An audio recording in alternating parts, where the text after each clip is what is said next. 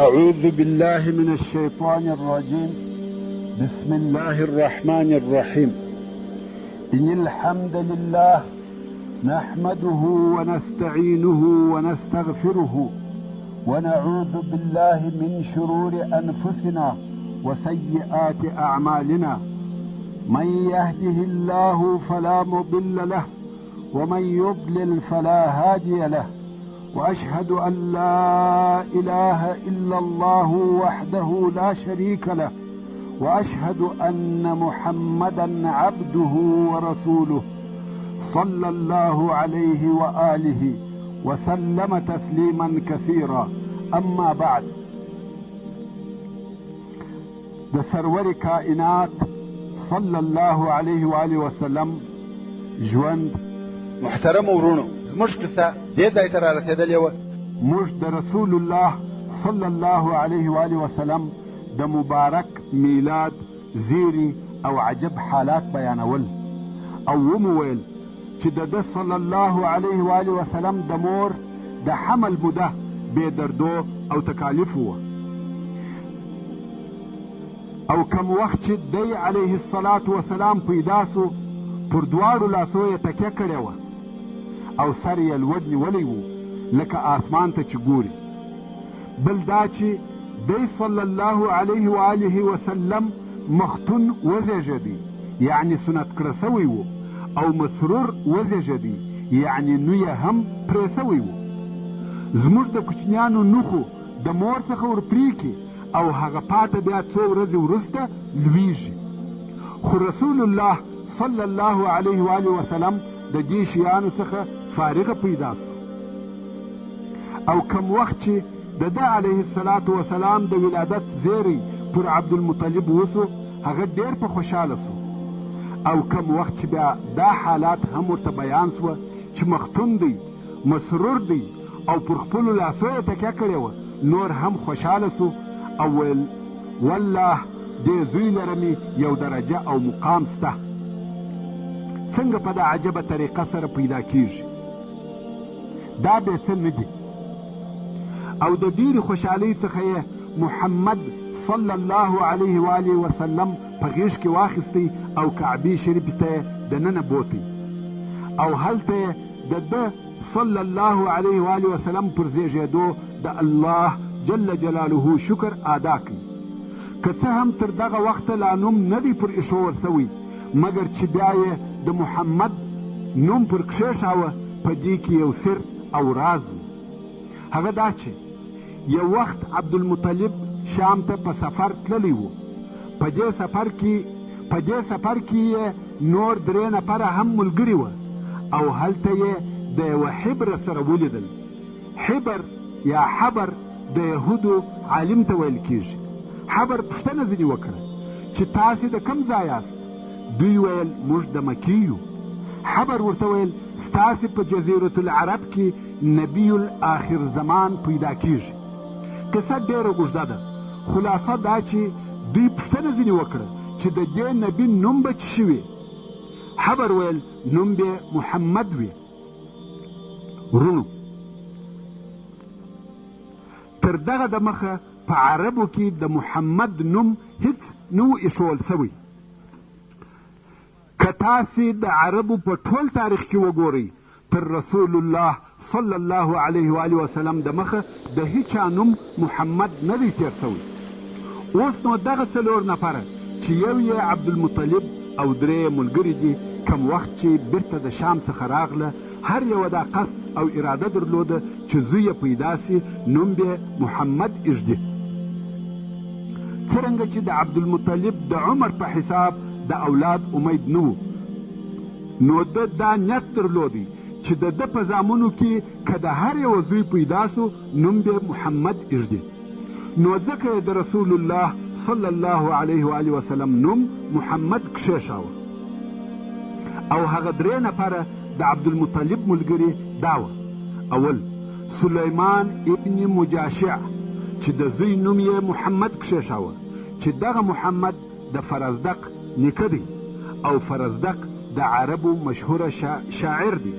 دوهم احیحب ابن حلاج چې هغه هم د خپل زوی نوم محمد کښېښاوه. دریم عمران ابن ربیعه چې د زوی نوم یې محمد کښېښاوه. په عربو کې د اول وار دپاره دغه 4 نفره په محمد سره مسما سوي دي چې دا د رسول الله صلی الله علیه و آله وسلم د نامه سر او سبب و چې ولې یې د ده علیه الصلاة وسلام نوم محمد کښېښاوه. او نور هغه حوادث یا علامې چې د رسول الله صلی الله علیه و آله وسلم د پیدایښت په وخت کې پیښې سوي دي، د هغو څخه یوه دا ده چې د رسول الله صلی الله علیه و آله وسلم د ولادت په وخت کې د کسرا قصر او ماڼۍ ورېږدېده او د کسرا د قصر څخه 14 برجه ونړېده. او بل د مجوسیانو یا آتش پرستانو اور مړ سو. دا خو درته معلومه ده چې د مجوسیانو اور د همیش دپاره بلیږي، ځکه دوی یې عبادت کوي او مړ کېدو ته یې نه پرېږدي. خو د رسول الله صلی الله علیه و آله وسلم د ولادت په وخت کې دغه اور مړ سو. او د کسرا په قصر کې یوه کوچنۍ دریاچه وه چې بحیره ساوا ورته ویل کېده. د دغه دریاچې یا بحیرې لاندې مځکه وچاوده او اوبه یې وچې سوې. د دې واقعو څخه کسرا وبېرېدی چې دا څه قصه ده. نو یې کاهنان او منجمین را وغوښتل. ورونو، ځینې کاهنان د جن او پیرانانو سره ارتباط او تعلق لري، او جن هم ځینې اخبار د آسمان څخه اورېده. بیا به جن دغه خبرونه و کاهنانو ته د دې دپاره ویل چې خلق ګمراه کړي او په فتنو کې یې واچوي. او دغه چې جن د آسمانه څخه اخبار اورېده، موږ ته الله جل جلاله په قرآن کریم کې بیانوي او د سورة الجن په 9 نمبر آیات کې فرمایي وَأَنَّا كُنَّا نَقْعُدُ مِنْهَا مَقَاعِدَ لِلسَّمْعِ.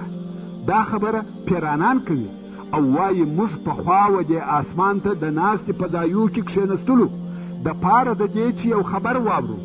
خو د رسول الله صلی الله علیه و آله وسلم په بعثت سره پر پیرانانو دغه د اورېدلو لار بنده سوه.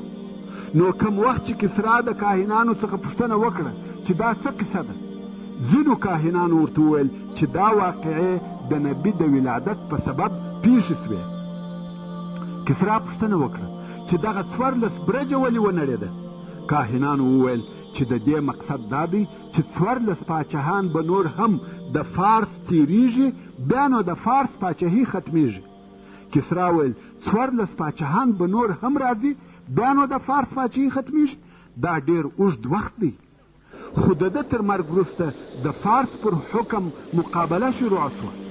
په 4 کلو کې 10 پاچاهان رد او بدل سوه چې دا ټوله د فارس د حکم د زائلېدو علامې وې.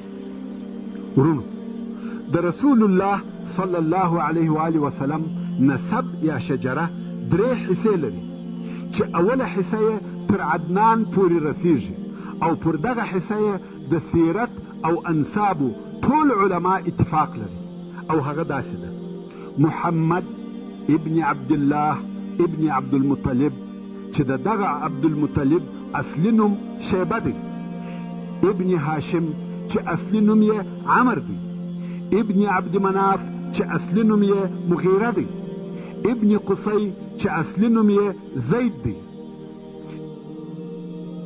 کلاب ابن مره ابن کعب ابن لؤی ابن غالب ابن فهر. او دغه فهر هغه څوک دی چې قریش یې لقب او د قریشو د قبیلې نسبت هم ودته کیږي. اوس نو فهر ابن مالک ابن نظر ابن کنانه ابن خزیمه ابن مدرکه ابن الیاس ابن مضر ابن نزار ابن معد ابن عدنان. او د رسول الله صلی الله علیه و آله وسلم د نسب 2مه حصه کم چې تر عدنان لوړ دي او بیا تر ابراهیم علیه السلام پورې رسیږي، په هغه کې اختلاف شته.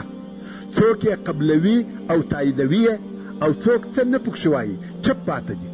خو په دې کې شک نسته چې عدنان د ابراهیم علیه السلام د اولادې څخه دی، او هغه نسب داسې دی: عدنان ابن عد ابن همیسع ابن سلامان ابن عوص ابن بوز ابن قموال ابن أبي ابن عوام ابن ناشد ابن حزا ابن بلداس ابن يدلاف ابن طابخ ابن جاحم ابن ناحش ابن ماخي ابن عيض ابن عبقر ابن عبيد ابن الدعاء ابن حمدان ابن سنبر ابن يثربي ابن يحزن ابن يلحن ابن أرعوي ابن عيض ابن ديشان ابن عيصر ابن أفناد ابن أيهام ابن مقصر ابن ناحس ابن زارح ابن سمي ابن مزي ابن عوضة ابن عرام ابن قيدار ابن إسماعيل ابن إبراهيم عليه السلام.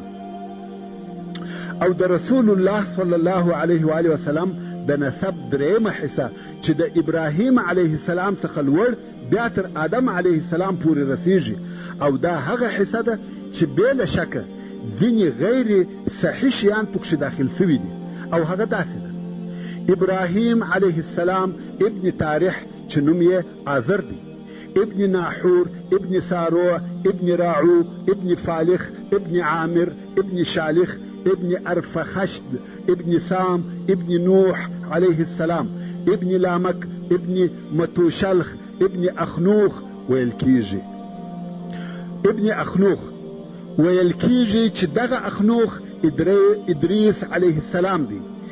بانو إدريس ابن يرد ابن مهلائيل ابن قينان ابن آنوشا ابن شيس ابن آدم عليه السلام. داخو د رسول الله صلی الله علیه و آله وسلم شجره یا د نسب بیان سو. ورون اوس به د رسول الله صلی الله علیه و آله وسلم د تی رودلو تربیه او لویدو په باره کې یو څه معلومات درته بیان سي. هغه داسې: کم وخت چې به د قریشو نر اولاد پیدا سو، هغه به په مکه مکرمه کې نه لویاوه، او د دې کار هم څو سبب و. یو سبب دا و چې مکې مکرمې ته د هر ځای څخه خلق راتله، او ځینې خلق به د ډېرې مودې دپاره په مکه مکرمه کې پاته کېده، لکه دا اوس چې هم دغسې ده. او د قریشو سره به راکړه ورکړه او راشه درشه درلوده، او هغه هلکان چې په مکه مکرمه کې به لویېده د هغو ژبه به د دغه اختلاط په سبب په سل کې سل خالصه او فصیحه عربي نه وه. د هغه بیگانه خلقو د اخلاقو او ژبې تر تاثیر لاندې کېده. نو د دې جهته قریشو دا ښه بلل چې د دوی اولادونه تر مکې مکرمې د باندې لوی سي، دا د دې دپاره چې ژبه یې پر فصیحه عربي واوړي. کم وخت چې به د ژبې د زده کولو عمر تیر سو، بیا به بیرته مکې مکرمې ته راوسته، ځکه بیا به د دغه نورو خلقو د ژبې تر تاثیر نه لاندې کېده. او بل سبب دا و چې قریشو غوښته چې د دوی اولادونه سخت سري او د مشکلاتو زغم او تحمل ولري، د سختیو او تکالیفو سره عادت ولري، ځکه د دوی په مخ کې جنګونه او سفرونه وه. دوی نه غوښته چې اولادونه یې په ښار کې نازک او پاسته لوی سي، ځکه هغه کسان چې په ښارو کې لوی سي نرم، پاسته او نازک طبیعته وي، د تکالیفو او مشکلاتو تحمل نسی کولای.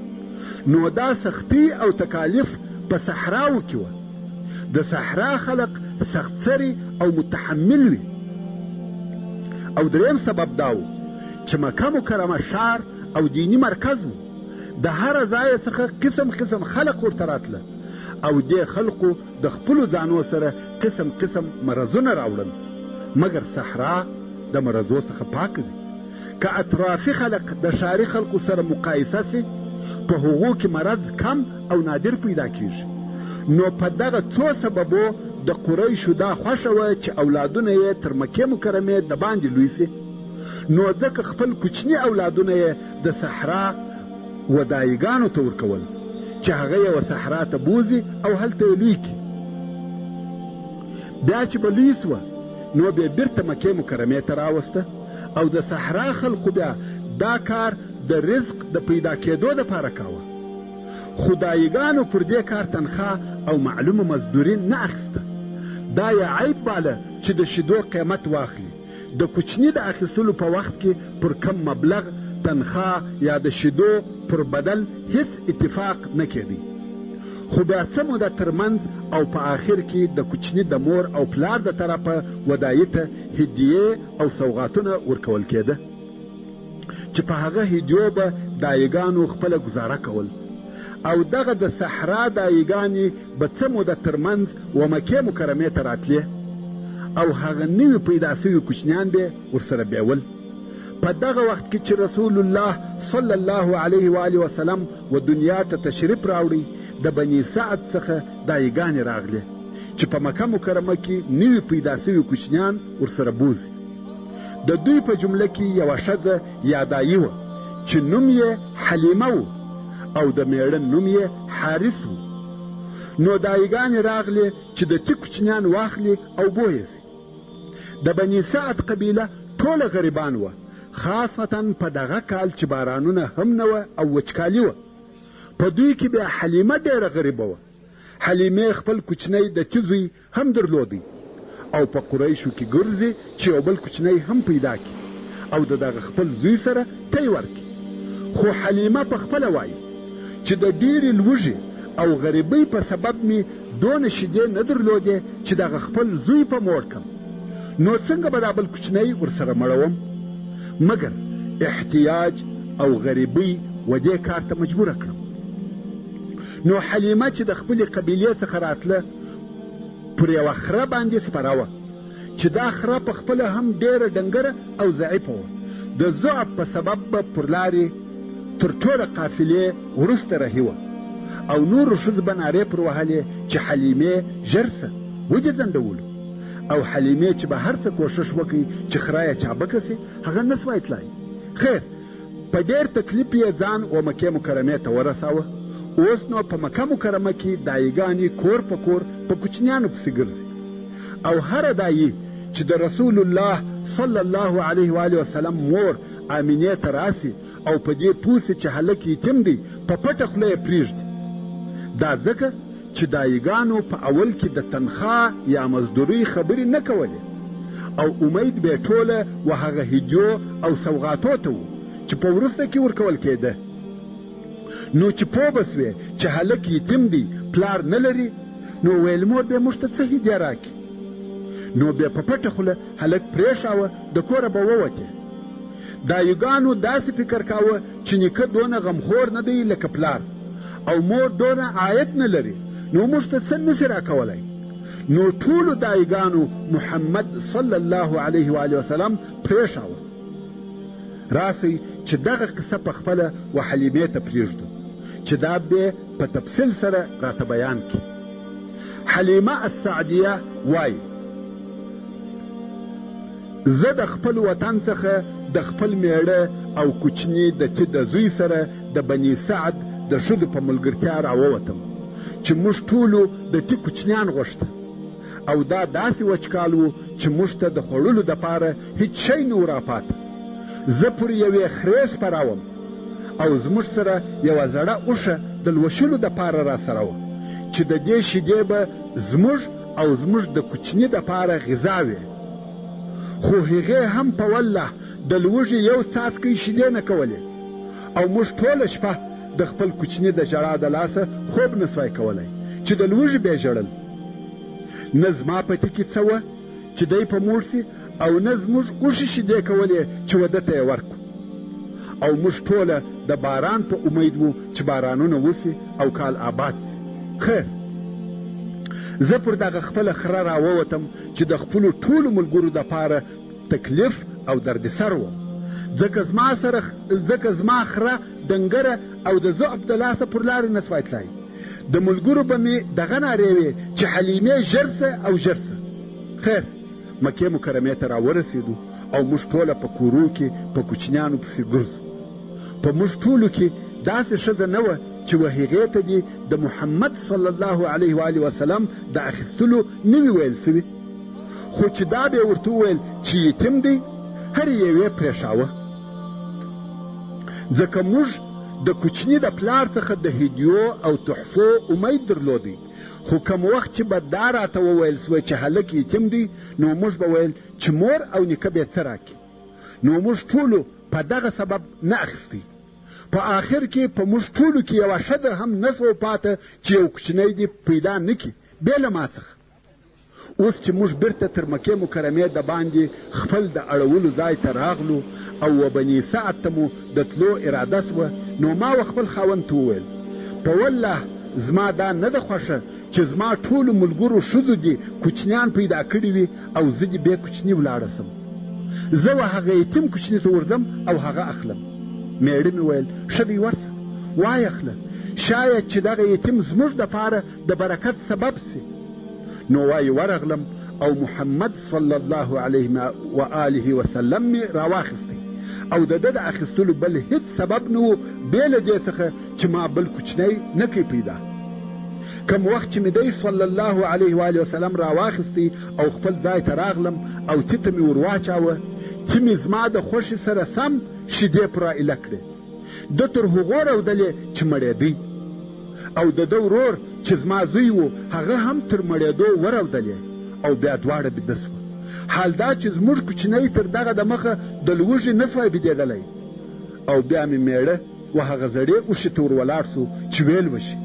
د اوښې څخه یې دونه شیدې ولوشلې چې ما او ده تر مړېدو وڅښلې.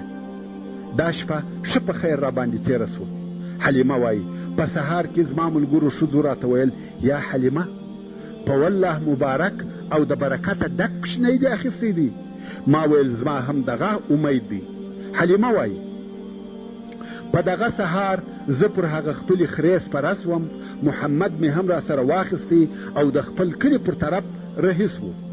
په والله خره مې زما تر ملګرو دونه د مخه سوه چې د هغو خره نه سوای پسې رسېدلی، تر څو چې ملګرو مې راته ویل یا حلیمه یو څه صبر وکړه، آیا دا ستا هغه خره نه ده چې د هاخوا پر راغلې؟ ما ویل په والله هغه ده. دوی ویل په والله یو څه ورته پیښه ده. حلیمه وایي بیا نو موږ و بني سعد ته و خپلو کورو ته ورسېدو او د الله تعالی په مځکو کې د باران د نه کېدو په سبب زموږ تر ځای وچ ځای نه و. خو بیا هم زما پسونه چې به راغله ماړه او غولانځې به د شیدو ډکې وې. موږ به خپلې میږې لوشلې او شیدې به مو څښلې، خو بل چا د خپلو پسو څخه یو څاڅکی شیدې نه سوای لوشلی او نه د میږو په غولانځو کې څه وه. تر داسې اندازې چې زموږ د کلي خلقو به و خپلو شپنیانو ته په قهر او غضب سره ویل تاسې پسونه و وښو ته نه بیایاست، پسونه هلته بیایاست چیرې چې د حلیمې پسونه پیول کیږي. چوپانانو به ورته ویل په والله زموږ او د حلیمې پسونه یو ځای ګرځي. خو بیا به هم د دوی پسونه وږي راغله او یو څاڅکی شیدې به یې نه کولې، خو زموږ پسونه به ماړه او د میږو غولانځې به د شیدو ډکې وې. زموږ دغه حال و. د الله جل جلاله د طرفه خیر او برکتونه راباندې اورېدل. څو 2 کاله تېر سوه. حلیمه وایي د محمد صلی الله علیه و آله وسلم جسم او بدن نسبت و نورو کوچنیانو ته مخالفه وده او پرورشت کاوه. د عمر یې 2 کاله لا نه و پوره سوي، داسې معلومېدی لکه د 5-6 کالو هلک. صحت او عافیت یې کامل او سالم و. په خبرو کې یې فصاحت و، خبرې یې سمې او پوره کولې. کم وخت چې د ده علیه الصلاة وسلام 2 کاله پوره سوه، مور ته مو وروستی او عادت همدا و چې دایګانو به هلکان پس له 2 کالو خپل مور او پلار ته وروستل. خو ځینو پلرو به د 2هم وار دپاره بیا دغه کوچنی ودایي ته ورکړي چې څه موده دې نوره هم په صحرا کې تېره کړي، او ځینو خلقو به پر دغه 2 کالو بس کړه. نو اوس حلیمې هم محمد صلی الله علیه و آله وسلم و مکې مکرمې او خپلې مور ته راوستی، مګر کوشش کوي چې بیرته یې د ځانه سره بوزي. خو د رسول الله صلی الله علیه و آله وسلم مور امینه ورته وایي بس ته دلې دې وي، او حلیمه ورته وایي دلته ګرمي ده، مرضونه دي، دی تر اوسه ښه نه دی لوی سوی، څه موده به نور هم را سره بوزم. حلیمه وایي موږ دا کوشش کاوه چې بیرته یې را سره بوزو، ځکه موږ په ده کې هغه برکتونه لیدلي وه څو په آخر کې مو د محمد صلی الله علیه و آله وسلم مور راضي کړه چې بیا یې را سره بوزو، او 2هم وار مو بیا بني سعد ته راوستی. وصلى الله تعالى على خير خلقه محمد وآله وأصحابه وأهل بيته أجمعين. والسلام عليكم ورحمة الله وبركاته.